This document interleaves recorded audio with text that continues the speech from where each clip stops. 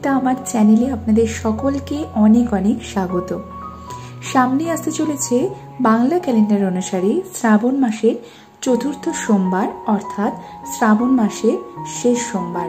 যে সমস্ত ভক্তরা পুরো শ্রাবণ মাস জুড়েই পুজো করেছেন তারা তো অবশ্যই করবেন, আর যারা আগের সোমবারগুলোতে করেননি তারাও অনেকে এই চতুর্থ সোমবার অর্থাৎ শেষ সোমবার কিন্তু পুজো করেন। তাই আজকে আমি খুব সহজভাবে আপনারা কিভাবে এই শেষ সোমবার অর্থাৎ চতুর্থ সোমবারের পুজো করবেন আজকে সেই ভিডিওই আমি আপনাদের সঙ্গে শেয়ার করে নেব। সবার প্রথমে স্নান করে শুদ্ধ বস্ত্রে ঠাকুর ঘরে আসবেন এবং নিজেকে আচমন করে নেবেন। আচমনের জন্য হাতে একটু গঙ্গা জল নিয়ে নমো বিষ্ণু নমো বিষ্ণু নমো বিষ্ণু 3 বার মাথায় এবং 3 বার মুখে দিয়ে নিজেকে শুদ্ধ করে নেবেন। তারপরে শিবলিঙ্গকে অভিষেক করানোর জন্য একটি পাত্রে নিয়ে নেবেন। তারপরে আপনারা অভিষেক করাতে পারেন পঞ্চামৃত দিয়ে, আর আমি ভস্ম দিয়ে প্রথমে অভিষেক করাচ্ছি। এই ভস্ম আপনারা যে কোনো দর্শকর্মার ভাণ্ডারে পেয়ে যাবেন। ভস্ম দিয়ে অভিষেক করানোর পরে আমি জল দিয়ে ধৌত করে নিচ্ছি। তারপরে আমি পঞ্চামৃত দিয়ে স্নান করাবো। আপনারা যদি চান তো আলাদা আলাদা পঞ্চামৃত দিয়েও আপনারা অভিষেক করাতে পারেন। আমি একসাথে দেখাচ্ছি, আর পঞ্চামৃত কিভাবে আপনারা তৈরি করবেন আজকে ভিডিওতে আমি আপনাদের সাথে সেটাও শেয়ার করে নিচ্ছি। পঞ্চামৃত তৈরি করার আগে আমি প্রদীপ জ্বেলে নিচ্ছি, যেহেতু আমি শিবলিঙ্গে পঞ্চামৃত দিয়ে অভিষেক করাবো। পঞ্চামৃত তৈরির জন্য কাঁচা দুধ নিয়ে নেবেন, সেটা গরুর দুধ হলে ভালো হয়। গরুর দুধ না পেলে সেক্ষেত্রে প্যাকেট দুধ ব্যবহার করবেন। তার সাথে ঘি, মধু, টক দই নেবেন। একান্তই যদি টক দই জোগাড় করতে না পারেন সেক্ষেত্রে আপনারা মিষ্টি দই ব্যবহার করতে পারেন। আর শর্করা আমি এখানে মিশ্রিয়ে নিয়েছি, আপনারা চাইলে চিনিরও ব্যবহার করতে পারেন। এরপর ভালো করে মিলিয়ে আমি অভিষেক করাবো। অভিষেকের জন্য আমি প্রথমে একটি চন্দন লাগানো, সে অশ্বগন্ধা চন্দন লাগানো একটি বেলপাতা নিয়ে নিচ্ছি এবং যেখানে অভিষেক হবে সেখানে রেখে দিচ্ছি। এরপর পঞ্চামৃত দিয়ে অভিষেক করাবো মহামৃত্যুঞ্জয় মন্ত্র জপ করতে করতে। মহামৃত্যুঞ্জয় মন্ত্র যদি আপনারা না পারেন সেই ক্ষেত্রে ওম নমঃ শিবায় এই মন্ত্রটি জপ করবেন। ওম ত্র্যম্বকম যজামহে সুগন্ধিম পুষ্টিবর্ধনম উর্বারুকমিব বন্দনাং মৃত্যুর্মুক্ষীমামৃতা। ওম নমঃ শিবায়। এইভাবে আপনারা মহামৃত্যুঞ্জয় মন্ত্রটি জপ করতে করতে পঞ্চামৃত দিয়ে শিবলিঙ্গে অভিষেক করিয়ে নেবেন।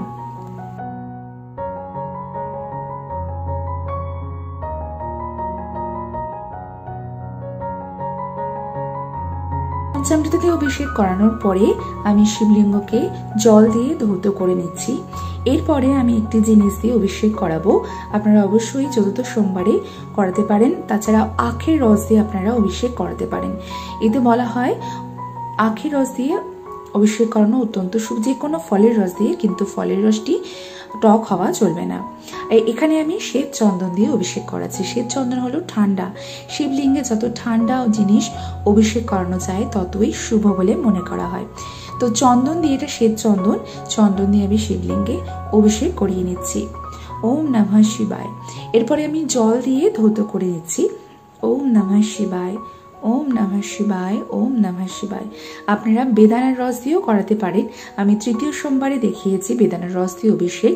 আপনারা যদি না করে থাকেন সেক্ষেত্রে আপনারা চতুর্থ সোমবারেও বেদানার রস দিয়ে অভিষেক করাতে পারেন।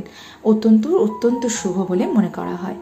তারপর আমি খুব সুন্দর করে মুছিয়ে নিয়ে আসনে বসিয়ে নিয়েছি। আপনারাও খুব সুন্দর করে মুছিয়ে আসনে বসাবেন। তারপর চন্দনের তিলক করে নেবেন। এটি অশ্বগন্ধা চন্দন অর্থাৎ কেশর চন্দন। আমি এখানে ওম নমঃ শিবায় বলে তিলক করিয়ে নিচ্ছি। তিলক করানোর পরে আমি মালা পরিয়ে দেব।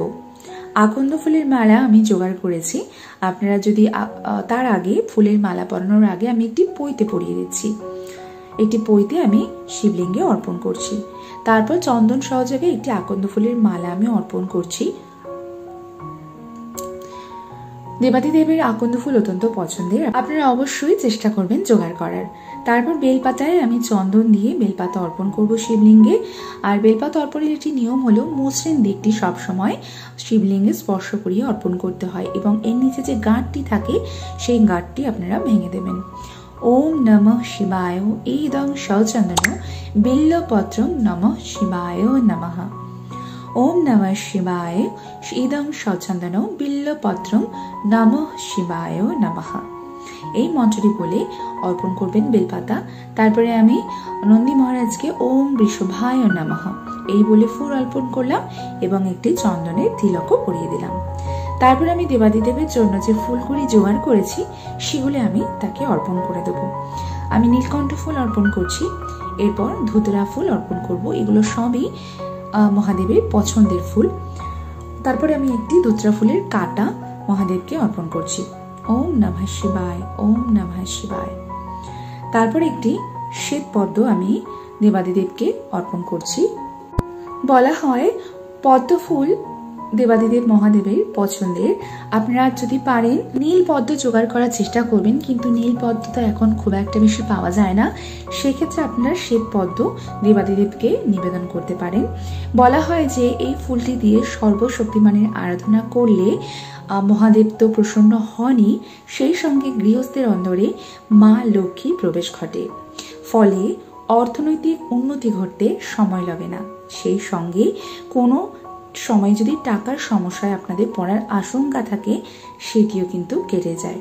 তাহলে আপনারা চতুর্থ সোমবারে অবশ্যই দেবাদিদেবকে একটি পদ্মফুল অর্পণ করবেন এবং পদ্মফুল অর্পণ করার সময় পদ্মফুলের প্রত্যেকটি পাপড়িতে একটি করে চন্দনের ফোঁটা দিয়ে তবেই দেবাদিদেবকে অর্পণ করবেন।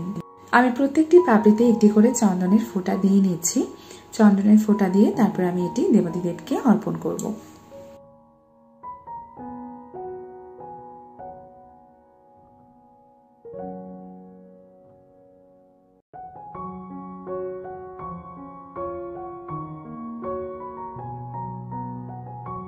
ওম নমঃ শিবায়, ওম নমঃ শিবায়, ওম নমঃ শিবায়। এরপর আমি দেবাদিদেবকে একটি গোলাপ ফুল অর্পণ করব। বলা হয় গোলাপ ফুল বাবাকে অর্পণ করলে কোনো রকম বাধার যদি থাকে জীবনে সেটি সরে যায় এবং সেই সঙ্গে যদি খারাপ শক্তির প্রভাব থাকে সেটিও কমতে শুরু করে। এরপর আমি আসনটি ফুল দিয়ে সাজিয়ে দেব। আর যেহেতু সাদা ফুল বাবার পছন্দের ফুল, তাই আপনারা চেষ্টা করবেন সাদা ফুল বেশি বেশি করে জোগাড় করার। এরপর আমি বাবার মাথায় জল ঢালবো, এর জন্য জলটা আমি প্রস্তুত করে নিচ্ছি। আর এখানে নিয়ে নিয়েছি আমি জল। জলের সাথে মিশিয়ে দেবো একটু অগরু, সুগন্ধি জল বাবার ভীষণ পছন্দের। আর তার সাথে নিয়ে নিচ্ছি সিদ্ধি। সিদ্ধি আপনারা আলাদাও অর্পণ করতে পারেন। এরপর আমি মহামৃত্যুঞ্জয় জপ করতে করতে আমি বাবার মাথায় জল ঢালবো। আর মহামৃত্যুঞ্জয় মন্ত্রটি আমি স্ক্রিনে দিয়ে দিচ্ছি, আপনারা এখান থেকে দেখে নিতে পারেন। ওম ত্রয়ম্বকম যজামহে সুগন্ধিম পুষ্টিবর্ধনম উর্বারুকমিব বন্দনাং মৃত্যুমোক্ষীমমৃতা।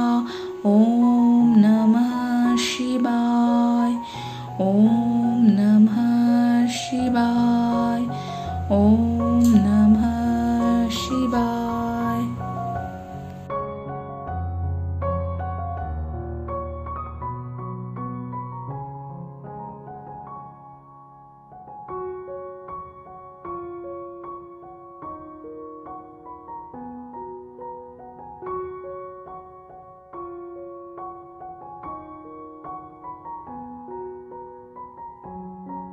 জল ঢালার পর একটি আমি 16 আনা দেবাদিদেবকে অর্পণ করছি। একটি 16 আনা আপনারা অবশ্যই দেবাদিদেবকে অর্পণ করবেন। এবং চতুর্থ সোমবার যে বীজটি, যে শস্য দানাটি দেবাদিদেবকে অর্পণ করা হয় সেটি আমি প্রত্যেক সোমবারে একটি করে হয়। আর চতুর্থ সোমবার আমি এখানে দেখুন গম অর্পণ করছি এবং গমটি কিন্তু খুব ভালো করে বেছে নেবেন যাতে কোনো পোকা কিংবা ভাঙা না হয়। গম অর্পণ করলে সাংসারিক জীবনে দাম্পত্য কলহ মিটে যায় এবং স্বামী স্ত্রীর সম্পর্ক সুমধুর হয়। আর যাদের এখনো বিয়ে হয়নি তারা অর্পণ করলে আপনার সঠিক জীবনসঙ্গী পাবেন, এই উদ্দেশ্যে বাবাকে গম অর্পণ করা হয়। তাই আপনারা অবশ্যই গম অর্পণ করবেন। এবং আতপ চাল এটিকে ধুয়ে নেবেন, আপনারা গমটিও ধুয়ে নেবেন, একটু জল দিয়ে আপনারা ধুয়ে তবে এই আতপ চালটি অর্পণ করবেন এবং খেয়াল রাখবেন যাতে অখণ্ড হয়, যাতে ভাঙা না হয়। এবং আতপ চাল অর্পণ করলে বলা হয় যে আর্থিক সমস্যার সমাধান হয়। এটি আপনারা শ্রাবণ মাস ভর আপনারা অর্পণ করতে পারেন অথবা শ্রাবণ মাসের সোমবারও অর্পণ করতে পারেন। এরপর আমি দেবাদিদেবকে ভোগ দেব, তার জন্য আমি সাদা মিষ্টি নিয়ে নিয়েছি। চেষ্টা করবেন সাদা মিষ্টি জোগাড় করার, সাদা মিষ্টি বাবার পছন্দের, এবং ভোগের ওপর অবশ্যই একটি বেলপাতা এবং ফুল দিতে কিন্তু ভুলবেন না।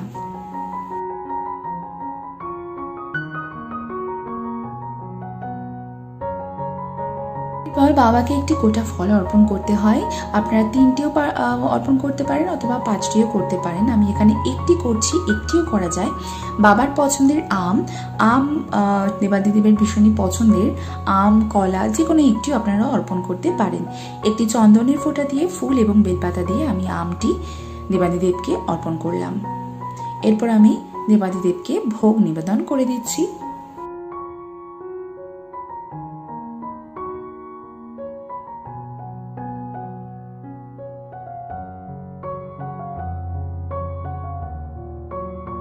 ভোগ নিবেদনের পর আরতি করব, তার জন্য আমি পঞ্চপ্রদীপ নিয়েছি, কর্পূর নিয়েছি, ধুনো নিয়েছি, আর অবশ্যই করে আপনারা একটি ঘিয়ের প্রদীপ কিন্তু জ্বালাবেন।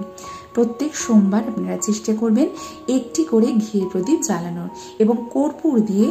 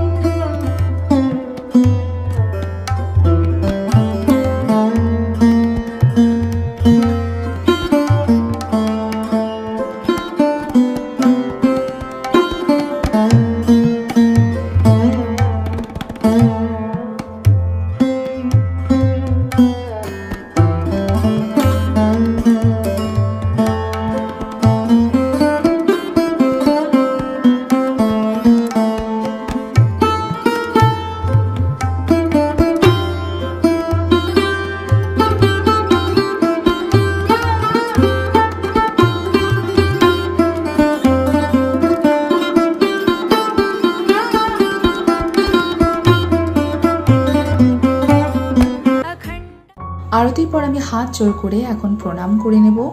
ওম নমঃ শিবায় শান্তায় কারণত্রয় হে তবে নিবেদয়ামি চাত্মানাং গতিতং পরমেশ্বরম। হে তবে নিবেদিতামি চাত্মানাং তং গতিং পরমেশ্বরম। আমার পুজো গ্রহণের জন্য অনুরোধ জানাবো এবং আমার পুজোয় ভুল ত্রুটির জন্য ক্ষমা প্রার্থনা চেয়ে নেব। তো আমার পুজো এখানে সম্পন্ন হলো বন্ধুরা। আশা করছি আমার পুজো আপনাদের অবশ্যই ভালো লেগেছে। আপনারাও এইভাবে চতুর্থ সোমবার বাড়িতে খুব সহজে দেবাদিদেবের পুজো করে নিতে পারেন।